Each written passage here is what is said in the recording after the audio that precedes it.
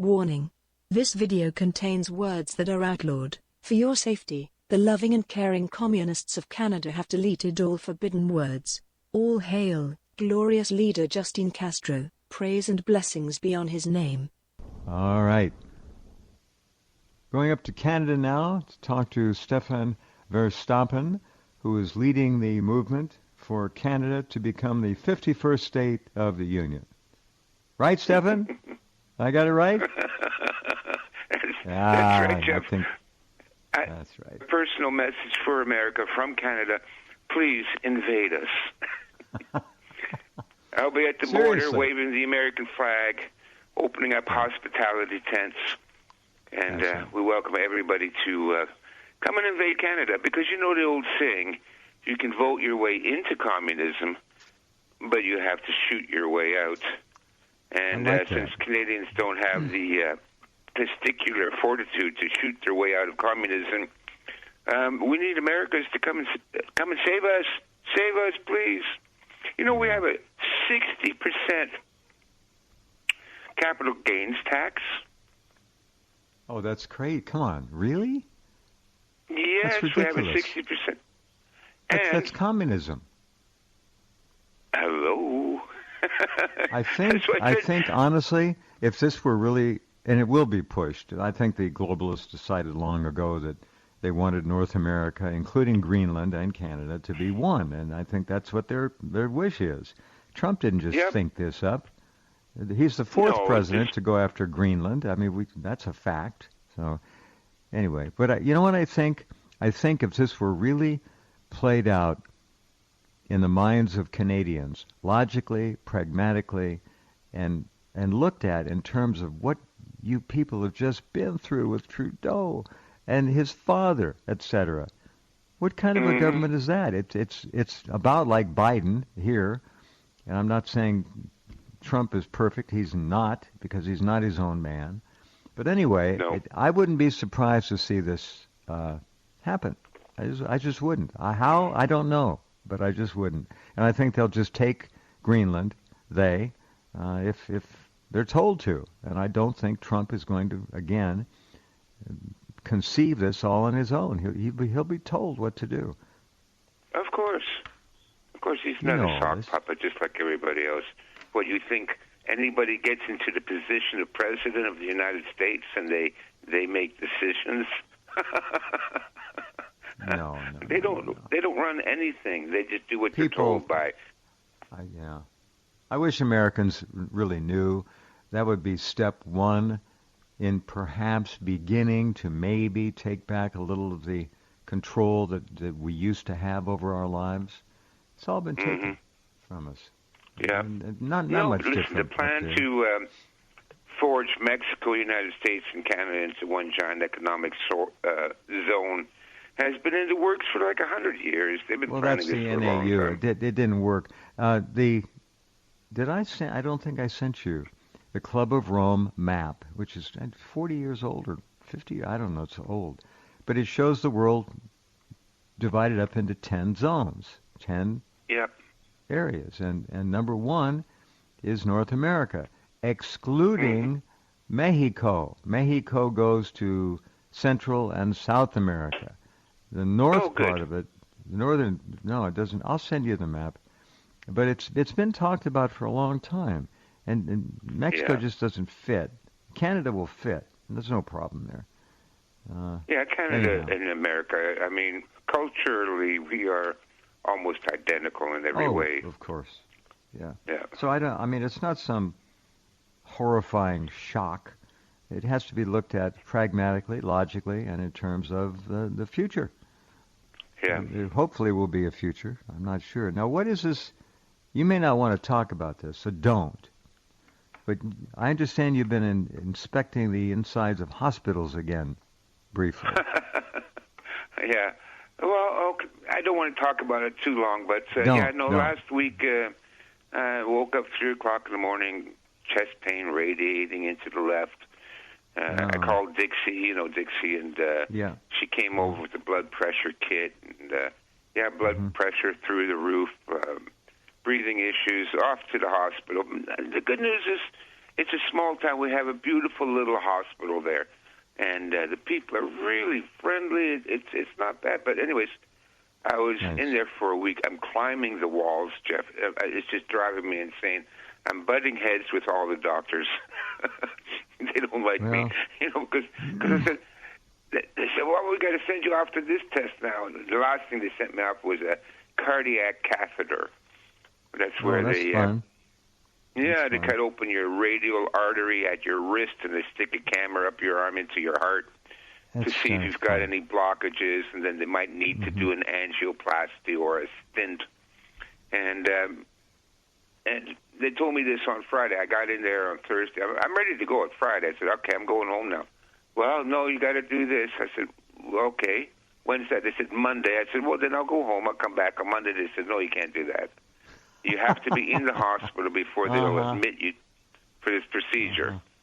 Okay, so and I'm butting heads, and the doctor said, and I told the doctor, I said, listen, I don't trust the science.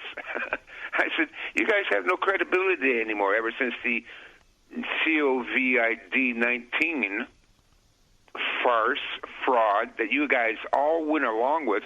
Why would I trust you guys ever again after that? And I stand my ground on that. Good job. Oh yeah, no, I have a big mouth. Trust me, in person. But I kind of diffuse my obnoxiousness with my charm. So the doctor laughed. What you said was 1,000% true, of course. And tell me what was the reaction? You're just about to. Go ahead. Oh, well, he said, well, okay, then you can go home now if you want. You can go home, but you will die. Oh, he's jousting with you. Oh, I see. Oh, yeah. Anyway, so I said, okay, all right, Monday then. I'll go to get this cardio cam catheter thing on Monday. Because, they'll probably have they'll have selfies pretty soon. You take your own cardio cam. Oh my God! Selfie. No, I watched it. I couldn't. It was creepy, anyways. But it wasn't a big deal. It was a little bit uncomfortable. Anyways, coming back. You actually watched it, Stefan? You watched it? Sure. Were there any little toy cars or toy soldiers in there laying around?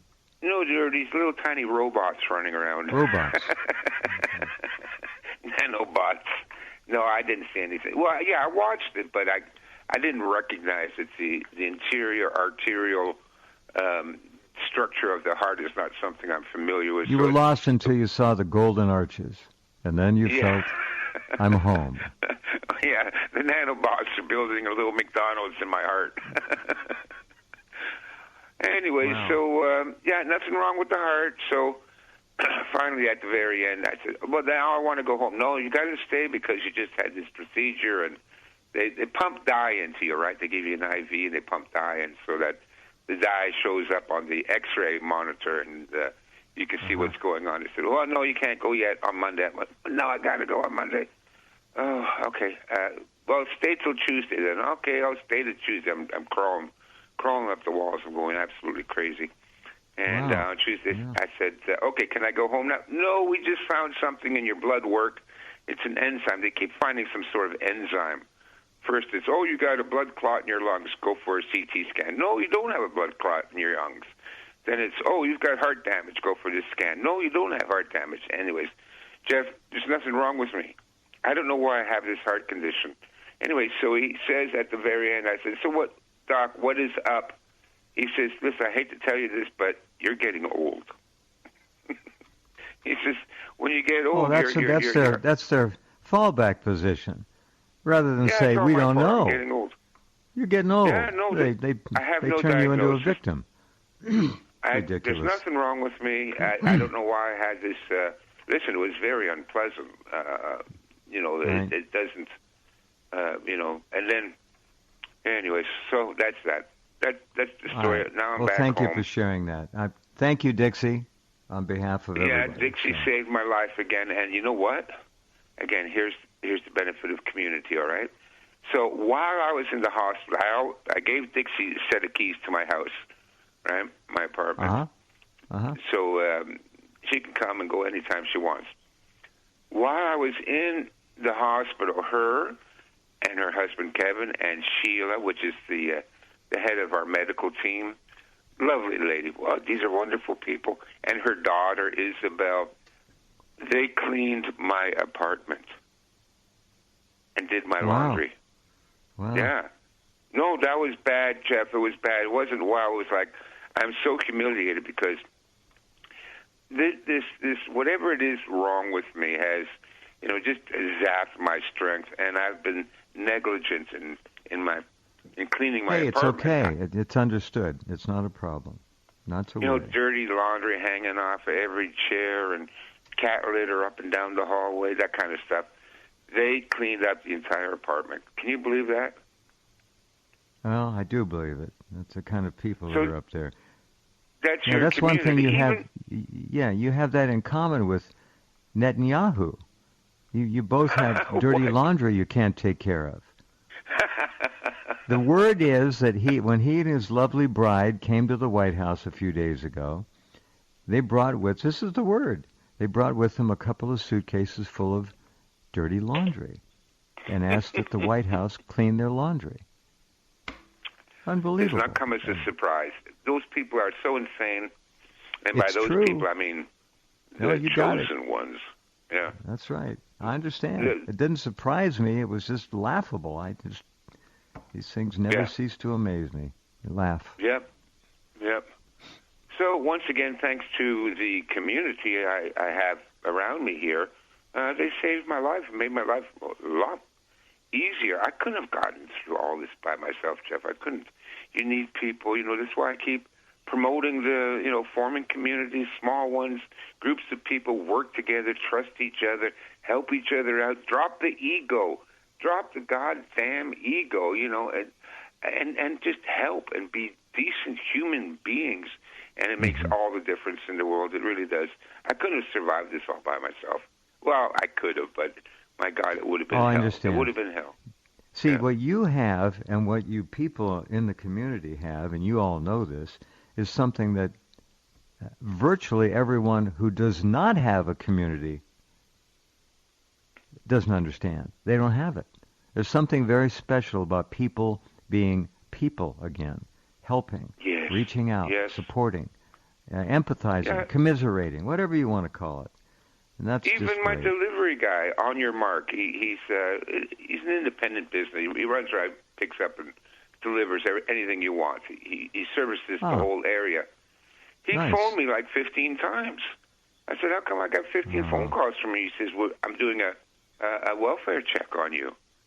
He says, "Your neighbor across the road hasn't seen you in a week." I don't even know the neighbor across the road. He sees me because I stand on the balcony. Yeah. And I said, "Well, thank you, Mark, for checking in on me." He says, "Hey, we're family." See, for those of you new who don't know Stefan and his community, it's a group of people who have gotten together, and Stefan has played the key role in much of it. And they are a community, not as in community. It's not communist. It's communal. It's sharing. And they've got groups of people basically who specialize in all the major things that a community would need. They can step in and help each other. And it's great. It's a different way of living. It's the way that people, I think, used to live, much more so than they do now. 100 years ago, you come over to the U.S., you migrate here from Europe, and you have the Italian community, the Irish community, and the people would support each other.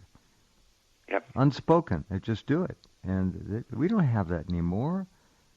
And we don't have it on purpose, because the powers that be don't want you to have a community. They want you isolated and alone and helpless with no options. Oh, the state is your only friend? That's right. That's right. Big Brother is your only friend. And that's why one of the first things they did back at the turn of the century was destroy all the mutual aid societies. They went after them on purpose, the government and the AMA, American Medical Association, targeted them on purpose because one of the things they were doing was providing health insurance. So No, this is, it is verboten to have a community. You have to just sit in your little concrete cube and do your little job and pay your taxes. And oh my God, the taxes here in Canada are ridiculous. I already told you 60%. I can't believe that. I just can't. That is outrageous. There's no excusing it. Yeah. But little Justin Castro, the bastard son of Fidel Castro, and that crazy. Yeah. There are words for his mother that I'm not allowed to use on air. Just raised or is planning to raise the carbon tax another 25%. Another fraud. It's all fraud. Another complete fraud. Canada is the cleanest country in the world. Oh my God! I mean, it's 98% forest. That's all there is up here. There's hardly any people. The people that are in Canada that hug the border with America. Once you get 100 miles north of the border between the U.S. and Canada, you're out in the sticks for thousands and thousands of miles. We hardly pollute anything at all, but we got to pay for the pollution, the carbon in the world. Whereas countries like India and China and Indonesia, and they don't pay any carbon tax. Hey, you guys don't pay carbon tax either. But we have to pay and pay and pay. I'm telling you, the Canadian government has taxed every nickel from under every cushion of every couch in Canada. It's ridiculous. It's unbelievable. The communists have to go. That's why I say there might actually be a way where another way of governmental life would be appropriate and certainly desired than the one you have now. A whole different tax structure, really a different way of addressing the needs and interests of the people, which you are not getting, from what I can see, at all. No, it's that's why I said, look, we know that Trump is under the control of the very special people that God loves the most. That's right. They are going to destroy the world because that's in their holy books. Go out and destroy the world and enslave all the lesser humans. And Jesus Christ, what an effing religion that is. Unbelievable. But it truly is. Even still, as bad as Trump is, come to my neighborhood. We are so far down the communist road. I tell people, listen, let's join America. Canadians have given up the right to own their own country. 9 years of that little twit and being taxed out of every penny that you own. You've given up the right to own a country. Let's just give it to the United States. It could not be worse. So that's the way I feel. That's going to be the major marketing plan if this is really put on the front burner and pushed. It couldn't be worse. It can only be better. America is not communism. You just saw America eject the Biden camel communist regime, and they're firing. Trump just fired 93 federal judges who were appointed by Biden. The Biden camel regime. They're gone. And he literally is actually, he didn't before, but he is now making all the motions of trying to drain the swamp in very substantial and meaningful ways. So I'm watching. Yeah, I've been telling my followers that, listen, this is a good thing. It doesn't mean we're saved, okay? But it means that everybody's going to be on their best behavior for the next 6 months or so. So this is your chance to stock up on your supplies, to try and save some money and invest in gold and silver, and get some extra food in the house and buy some extra ammo. This is, we've got a little breathing space. So get as much done as you can in the next 6 months, because after that, what, war with Iran? Maybe within 6 months, maybe March. Maybe sooner. McGregor's saying March he's worried about. We'll see. Oh, yeah? I like McGregor. There's not many people I follow anymore, Jeff, because I think they're all frauds. And if they're not frauds, they're morons. But McGregor, he's dead on. I follow him. He has, a clear understanding of how the world really works. And so if he's saying March, okay, well, listen, you got a few weeks. I think, get ready. Frankly, I would rather see he knows about the chosen people. He gets that. Yeah, I think so too. He does. And I would much rather, frankly, see him in the White House, McGregor. He'd be a superb president. Yeah. Anyway, so what does the rank and file Canadian really feel about this? Now there's a knee-jerk response. Hell no, we're not going to become part of the U.S. Hell no. And they ignore the horror that is being visited upon them all the time. What is it? The devil you know than the one you don't know? Is that what's going on here? No. I don't know, Jeff. You'd be better off. Look, it's all going to hell anyhow. So why not go to hell under a reasonable umbrella that's going to protect you more than your government is? You're not getting any protection. Yeah. Anyway, I've got nothing in this game. I'm just trying to be pragmatic about it. No, I know, Jeff. You're hiding out there in Oregon, nicely under the radar, and I'm not hiding. There's nowhere to hide. By the way, it's spelled Orygun, and that's how you pronounce it. That's how you pronounce it. Oregon. Really? It's not Oregon or Aragon. Oregon. Oh. No, it's Oregon. Well, that's my Canadian accent, so you'll have to forgive me. Not a problem. Well, I don't know, Jeff. Listen, everybody feels there is something wrong, right? Well, everybody, most people. But again, I live in a bubble now.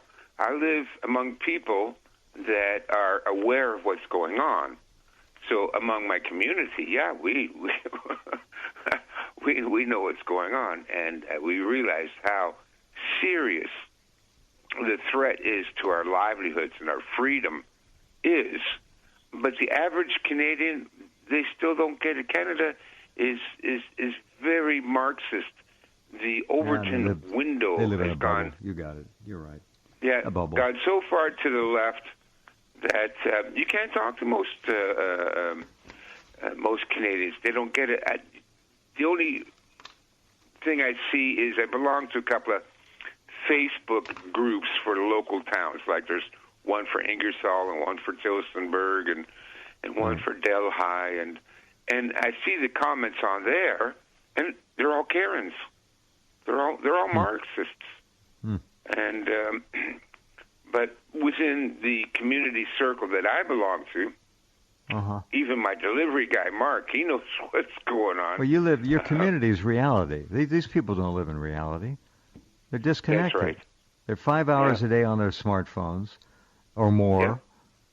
Yeah. They just truly don't get it. They've now been completely programmed and conditioned to go through life looking and reacting. They're not proactive about much of anything anymore. They don't know how.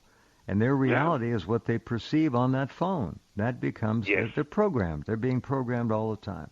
Nothing surprising here to you who get it. You all get it.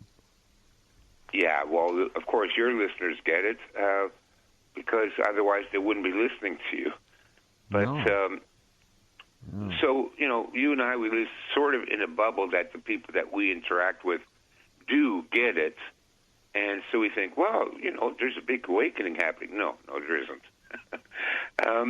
The rest of Canadians do sense there's something wrong because they can't afford to feed themselves. But a little indicator there. I get it. Yeah. Yeah.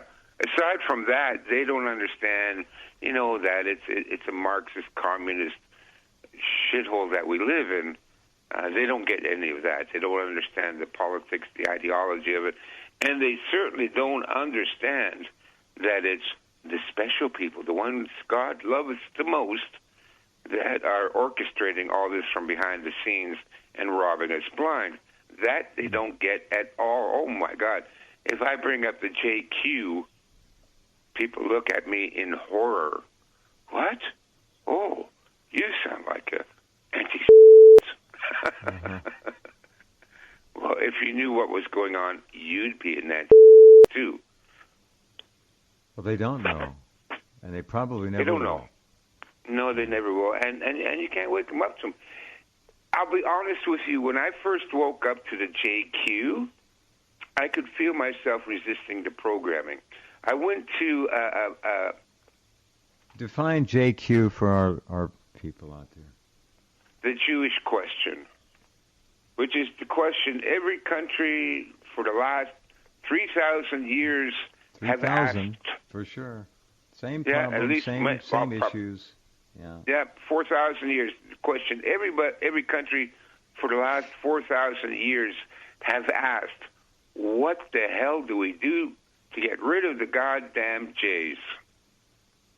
That's the JQ, the Jewish question. What do we do to get rid of these people, to get these Jesus parasites got rid of them. off our back and regain our countries again?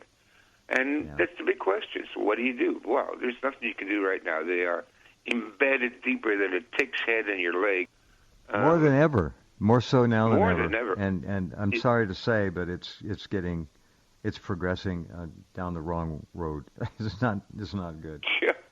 No, it's a fatal infection. It's fatal now.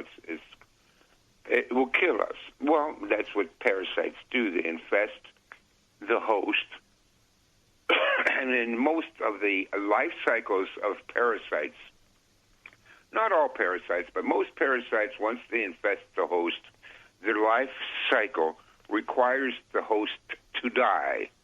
And then once the host dies, the parasites jump off the carcass and find another healthy body to infect. And that's what happens. So we're just about a dead carcass right now. Of course, you know, the special ones that God loves the most have their bags packed and they have their getaway plan in place where they can take off to somewhere to hide out and ready to reemerge from the muck to infect the next prosperous country. And the rest of us, we can all drop dead and starve to death. And that's the way it goes. I don't know how you could say it any more cleaner and clearer than that, but that is the truth. Well, that's because when I study, I am one of the world authorities on psychopaths. Believe it or not, I did a search. There was a search engine, something scholastic references, and it searches anytime your name has come up in a research paper. Okay, so I thought, oh, that's curious. Let me check that out. So I entered my name to see how many times my name came up in research papers, and it turns out my name comes up a lot in research papers alongside Dr. Robert Hare, who is the world's leading authority on psychopathy. He wrote the Psychopaths Next Door and another book, I forget the name of it. But he's a Canadian. He's out in the West Coast. And they quote me and him in unison. So, I know all about psychopaths. My YouTube video, Defense Against the Psychopath, is still one of the most popular videos. It's 38 minutes. It's a documentary. It explains what they are and why they end up controlling everything. It's very clear and easy to understand. And why you will always be ruled by psychopaths, especially under a democracy. With a monarchy, at least there is a possibility, a slight chance, every generation or so, that you'll be ruled by a monarch that is not a psychopath. But under a democracy, you will always be ruled by a psychopath. That's why the founding fathers tried to make it into a republic. The checks and balances are there to prevent psychopaths from gaining total control. That's what the checks and balances are about. It was a nice idea. They knew it. They knew that if they put it in a democracy, that it would be overthrown and subverted by the usual parasites and turned into a hellhole So they tried the best, what was it? Jefferson said, we created a republic if you can keep it.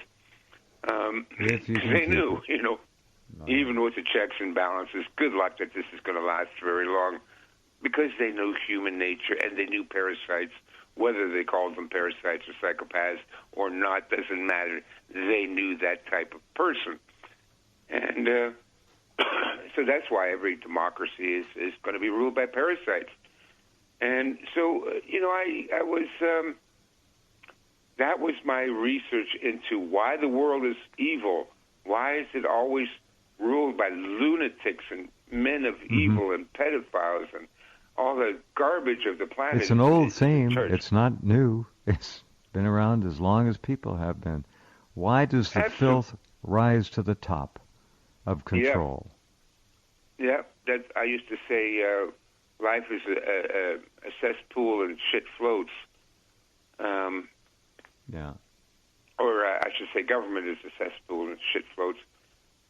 So, but I continued my studies on it. Because I still, Jeff, I'm trying to understand the source of evil.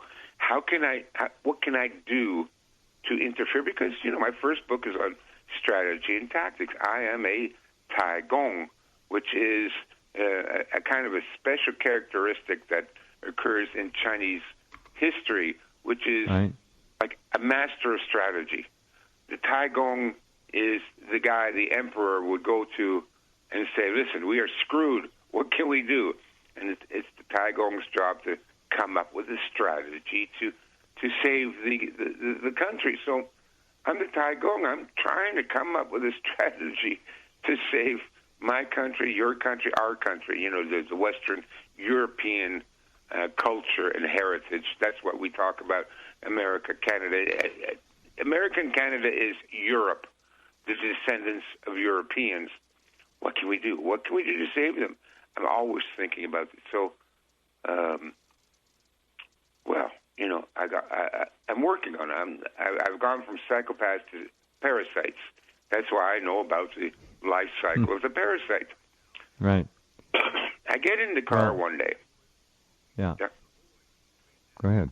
I get in the car, and there's a program on CBC Radio, Canadian Broadcasting Corporation, or we call it the Communist Broadcasting Corporation. And there's a panel discussion. Sometimes they talk about books. They have like authors, the author's show or the writer's show. And I got in late onto the show because I just got in the car, turned on the radio, and they're talking about a book. And I'm starting to listen to this book, and oh my God, I'm thinking, what the hell is this book? I don't know the name of the author. I don't know the name of the book, but they're talking about the book, and they're saying, well, and then he talks about parasite this, and he talks about parasite that. Jeff, it was the script I was writing for my follow-up video on Defense Against the Psychopath. It was going to be called Planet of the Parasites, because it's really like a science fiction movie. Planet of the Parasites. And I'm listening to, and I'm thinking, Jesus, who is this guy? This guy has taken the words right out of my mouth. So I got to my destination, but I didn't get out of the car. I got to find out who this writer is and what this book is. Finally, at the end of the show, they reveal. Again, of course, they brought it up at the beginning, but I missed it. They reveal who the writer was and what the book was. Well, I was flabbergasted. I was floored when I found out that the book was called My Struggle. I said, oh, my God, I cannot make this video because everybody will now accuse me of plagiarizing Hitler. Oh, yeah, of course. But then, so there you go. That's when I started looking, geez, this guy got it dead on, So now, I don't know, perfectly innocently, I found out I am a Nazi. Well, it happens to the best of us. Don't worry. Oh, my God, Jeff, I'm telling you. Yeah. But You know what he was writing about, like, you know, we got to get because they're in there and they're destroying everything and they're polluting everything and they're degrading everything. They've taken control of the media and the theaters and the music and the schools and the universities and the medical business. And I'm going, holy jeez, this guy's got it all right, you know, because that's exactly what's happened to us. We are completely under the thumb of all those institutions have all been subverted and infiltrated by a certain group of parasites that are busily destroying everything in our country.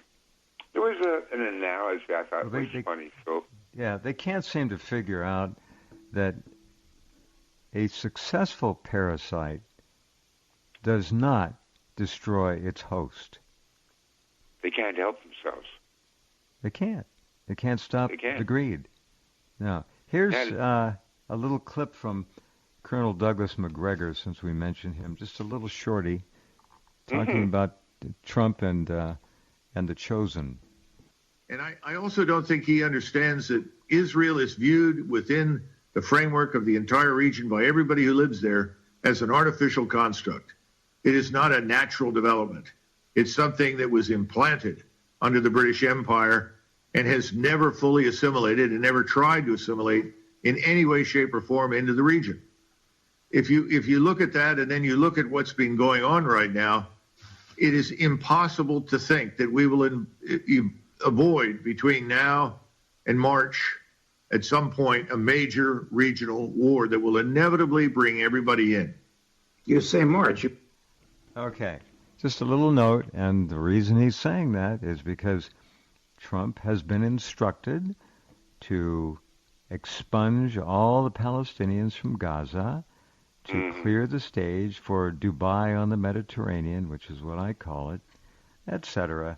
They're going to try to force Egypt, Jordan, to take 2 million Palestinians in. I could see it potentially happening in Sinai. I don't think Jordan could take it. It would destroy the monarchy there, and that would be that. But they've already got it all drawn and plot mapped out. The whole Gaza, it's all designed. Housing, villages, towns, beachfront lots, ocean view lots, hotels, casinos, playground toys all over the place, an international airport. This is Trump. He's talking about he's going to be the primary contractor. He's been told what's going to happen, and you don't have to tell him twice. When that dinner bell for money rings, he's right there. Yeah, that's what they do. That's what they do. Listen, these plans have been in the works for probably 20, 30 years anyway, so... For sure. For sure. You know, this stuff is thought out long before anybody else even begins to think about it. They've already got the blueprints for how it's going to go down. And by the time we find out about it, it's pretty much a done deal by that time. I don't see any of us. How is this not going to happen? They're trying to make it seem now, Israel is, that they've kind of washed their hands of it. They're not going to even deal with it anymore. It's so disgusting. But here comes Trump to the rescue. No, here comes Trump under instructions to the rescue. They lost the Gaza war to Hamas. They didn't win. They left. Yeah. They had cut the whole country or Gaza. They've cut Gaza in half. There was a line of demarcation, and they had it all staked out with troops, and they kept getting their butts wiped. And they were destroyed, and they had to leave. So they lost again. So they're going to let us fight another war for Israel. That's what the game is. So let the Goyim die and bleed, and let's not forget that the American taxpayer will have to pay for everything. Which what else is new? Well, how much have we given? How much have we given Ukraine? Over 200. What is it? It's $200 billion, and we've given the Jews 35 billion. I don't know. That's the admitted amount.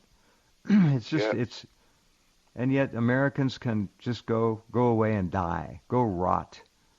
Yeah. You veterans go away and die. It's heartbreaking to see what's going on in America. Beautiful cities now, total decay. It's like Mad Max, tens of thousands of people dying on the streets from fentanyl and all the other drugs are just complete zombies. Oh, it's open season. Kill the goyim. That's what it is.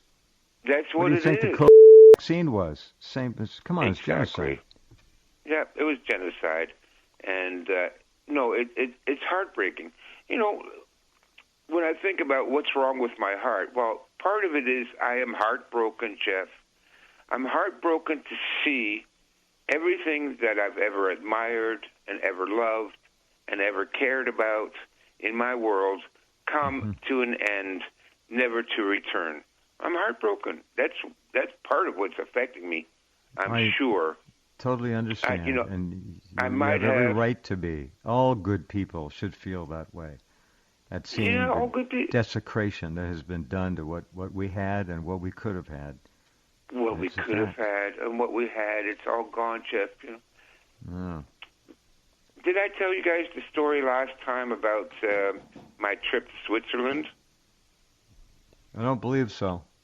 And the middle-aged Swiss lady that cooked me dinner at 2:00 in the morning.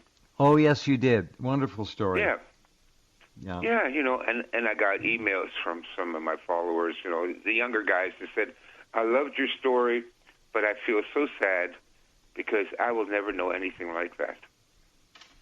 They wrote that to you. Well, good for them. Good for them for understanding what has been taken. Yeah. And other people will say, well, it really wasn't taken as much as it was just given up. People didn't protect and defend what they had. So it was very easy to take it away. Didn't. Well, I've been a warrior most of my life. I've been a martial arts instructor. I even taught Krav Maga. I worked for the Israeli commandos for a while. No, I'm not kidding. I taught the police forces and everything like that. But the thing is, there aren't very many real men left in the world, and that is a big problem. Alpha males? No. Endangered species. Endangered species, masculinity, evil. And so who's going to stand up and fight for what we had? Nobody. Nobody's standing up to fight for jack shit. So, of course, that's what happens. Yeah, we let it happen. Nobody resisted. We let it happen. But we got to get back to that. We got to get back to being warriors and stand up. What we have lost, Jeff. It hurts me. That's why I have heart problems. I'll be honest with you. I think, I'm pretty self-aware and I'm able to regulate and control my own inner emotions, but I might have internalized my despair, and that might be a contributing factor to my heart condition. I'm just so sad. I'm so sad. But I am encouraged by my community. What a bunch of lovely people. What a bunch of wonderful, wonderful people. And so I was recently researching high trust societies. And, when I was a kid, you've seen the Roger Moore Bowling for Columbine movie that came out with 20 years ago, where he walked through a neighborhood in Canada and checked the doors, and nobody had locked their doors. That's a high-trust society. That's the society I grew up in when I was a child. Nobody locked their doors. If you got into any trouble, you could knock on any door anywhere in the neighborhood, and somebody would come and help you. The neighbor could drive up and down the street in his big stretch station wagon, pick up a half a dozen kids and drive them to the swimming hole on a hot summer's day. Nobody questioned whether or not those kids were going to be trafficked into some sort of child prostitution ring. It was a high-trust society. And part of the reason why Western European peoples are able to create such prosperous countries, such well-functioning countries. Okay, look, everybody's got their problems. Humanity is humanity. There's always going to be those characters. But on general, we used to have, Norman Rockwell, my three sons. Let me stop you right there. For any of you who don't know Norman Rockwell, look him up. Norman Rockwell, the artist, the painter. Look at his beautiful illustrations. That's what we used to have. Go ahead. Yes. Yeah. No, to me, Norman Rockwell epitomizes the American spirit, the American dream. And, that's what a high-trust society creates. Now, what happens with this mass immigration is in addition to, there's a number of different ways that it destroys a country. But one of the key ingredients in its ability to destroy a country is that it creates a low-trust society. And in a low-trust society, nothing gets accomplished. Everything is a scam. Everybody lies. Everybody steals. Everybody cheats. Everybody abuses those lower than them on the pecking scale. That's a low-trust society. And the people we are importing all come from very, very low-trust societies. And the more we let in, the less we all trust each other, the less things will, it becomes corruption and degeneracy. And so we need to, get back to a high-trust society. Well, how do you do that? Okay, we're back to my original solution for all our problems that I've been boring Jeff with for the last year and a half, and that is community. When you form the community, that community becomes your high-trust society. I mean, I give keys to my apartment to people in my community. You're allowed to come and go whenever you want. I trust them not to rob me. Can you believe that? You hand out keys to your house, and you can trust that they won't come in there and empty out everything you've got. That won't be... I wonder how many people can feel that today. How many people feel Nobody that? living in a city. Maybe a small town. For sure. Yeah. And we're speaking generalities here, but it's bad up there. Yeah, it's generalities, but generalities is truth. It's the average. It's the consensus. So, folks, please get together, work with each other, work with your family. I keep saying family. Families don't get along with each other. Families can't stand each other. They fight and argue, and especially if somebody dies and there's an inheritance, well, forget about it. But, if you can, go to my website, formingcommunities.com. What's the website? Make sure. I'm just going to ask you. Give us the URL that people can go and learn. Forming Communities, one word, .com. And everything you need to know how to form, you name it. Even like the welfare check. My DoorDash driver does a welfare check on me. Because we're all family here, That's pretty remarkable. Yeah, is that remarkable? Can you believe that? Yes, it is. And but even something as simple as a wellness check that you form a small community. I mean, if you're a senior and you're living alone,